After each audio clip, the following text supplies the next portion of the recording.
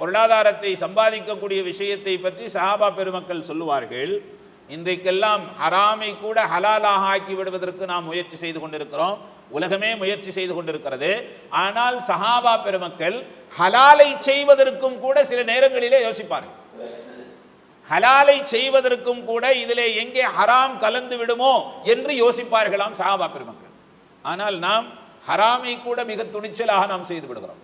பிஷ்ருல் happy என்பவர்களும் இமாமுல் ஆலம் Abu Hanifa ரஹ்மத்துல்லாஹி அலைஹி அவர்களும் துணி வியாபாரம் செய்தார்கள்.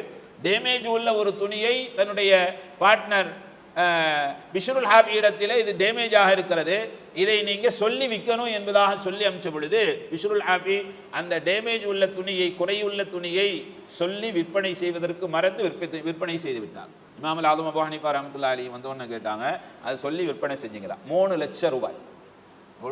அந்த வியாபாரத்தில் இமாமுல் ஆலம் அபூ ஹனீஃபா ரஹ்மத்துல்லாஹி அலைஹி அவர்களுக்கு அந்த வியாபாரத்தில் கிடைத்தது 3 லட்சம் ரூபாய்.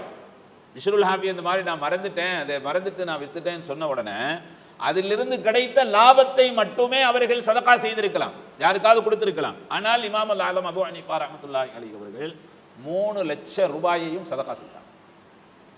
காரணம் என்ன தெரியுமா? ஹராம் ஹலால் இரண்டும் கலந்து போய் இருக்கிறது.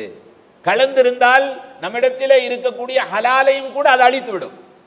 எனவே ஹராமை ஹராம் கலந்திருக்கக்கூடிய இந்த காசு பணம் முழுமையாக அவர்கள் சதகா தான தர்மம் செய்து விட்டார்கள். இது நம்முடைய முன்னோர்களிடத்தில் இருந்த பொருளாதார சம்பந்தப்பட்ட சம்பாதிப்பதிலேயும் செலவு செய்வதிலேயும் இருந்த அந்த நல்ல பண்புகள்.